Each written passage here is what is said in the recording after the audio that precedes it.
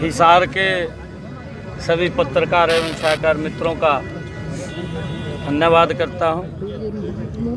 इतना संख्या में आज यहाँ पर पधारे हैं और जो ये पुल है ये हमारी सरकार की कटिबद्धता है विकास को गति से करना। आदरणीय नरेंद्र मोदी जी ने जो लगातार देश को पिछले 10 वर्षों में एक गति से आगे बढ़ाया है, दुनिया में मोदी जी ने भारत का नाम ऊंचा किया है।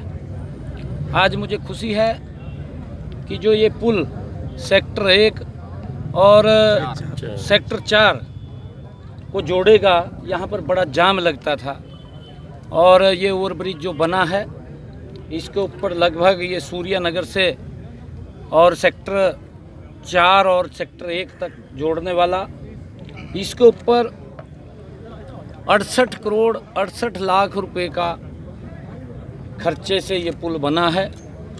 ये आज हिसार के लोगों को समर्पित किया गया है। मैं इसकी सभी को बहुत बहुत बधाई देता हूँ। इससे लोगों को एक बहुत बड़ी राहत मिलेगी। उनका जो रास्ता है सुगम और सरल होगा, जाम से बचेंगे, समय बचेगा, पैसा भी बचेगा और हमारी डबल इंजन की सरकार लगातार लोगों के जीवन को सरल सुगम करने के लिए तीव्र गति से काम कर रही है।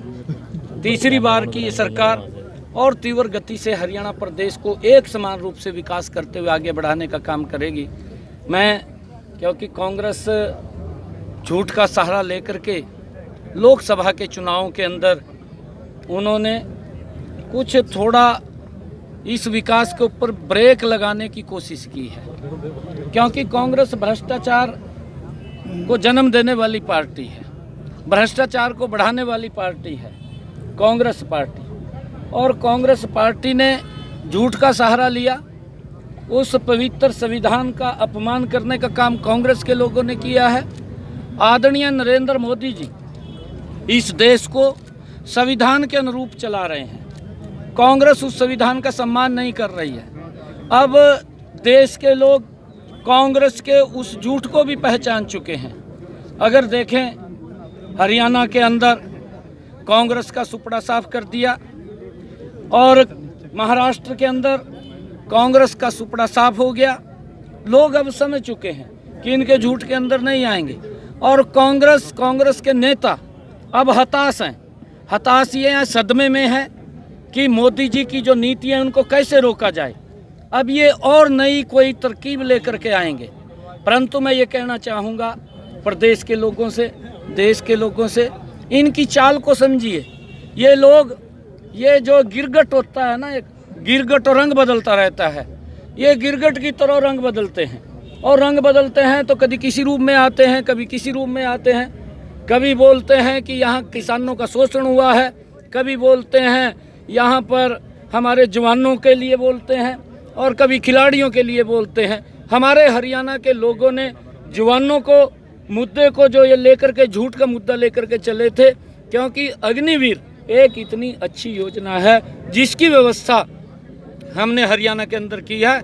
एक भी अग्निवीर वो घर पर फ्री नहीं रहेगा, उसको सरकारी नौकरी देने का काम हमारी सरकार करेगी। और चाहे खिलाड़ियों के लिए जितना काम हमारी 10 वर्षों के अंदर नरेंद्र मोदी और डबल इंजन की सरकार ने किया है, आज तक के इतिहास में कांग्रेस पार्टी ने नहीं किया, परंतु झूठ बोल करके उनको बरगलाने का काम किया है, उसको भी नकार दिया है। और अगर आप लोग देखेंगे तो हमारे यहाँ जो किसान और हमारे सैनिक, हमारे खिलाड़ी, इन सब मुद्दों को वो नकार दिया है। और वही जो किसान के हमारे प्रमुख लोग थे जो इस एजेंडे को लेकर के चल रहे थे, उनमें से ही ये बात कही गई कि भाई हमने तो कांग्रेस के लिए बड़ा माहौल बनाया, तैयार किया, परंतु कांग्रेस कैसे नहीं कर पाई। ये उनका झूठ का चेहरा सामने आया है कांग्रेस का। कांग्रेस आने वाले समय के अंदर भी कोई ना कोई रंग बदल करके आ सकती है। मैं प्रदेश के लोगों से, देश के लोगों से एक बात कहना चाहूँगा कि कांग्रेस के इस गिरगट रूपी रंग से बचें, ताकि ये कौन सा रंग लेकर के आ जाएं, कौन सा झूठ फैला दें, कौन सी झूठ बात कर दें इससे हमें बचना चाहिए। नरेंद्र मोदी जी के नेतृत्व में ये देश आज विकास की नई ऊंचाइयों को छू रहा है। पिछले 55 सालों में कांग्रेस देश के अंदर सत्ता में रही है। वो आंकलन करें कि 10 वर्षों में मोदी ने कितना काम किया, कांग्रेस ने कितना किया।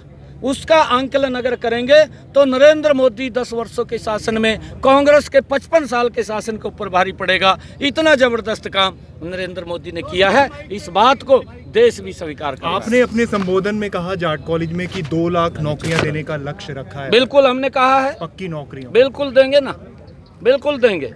हमने कहा है सर, हमने आने वाले 5 सालों के अंदर अपने संकल्प पत्र के अंदर हमने कहा है हम और नौकरियां भी देंगे, बिना पर्ची बिना खर्ची के देंगे। उद्घाटन होगा सर, एयरपोर्ट का भी मान के चले जल्दी जहाजें उड़ना शुरू हो जाएगी। बिल्कुल, यहाँ से जहाज जल्दी उड़ने शुरू होंगे।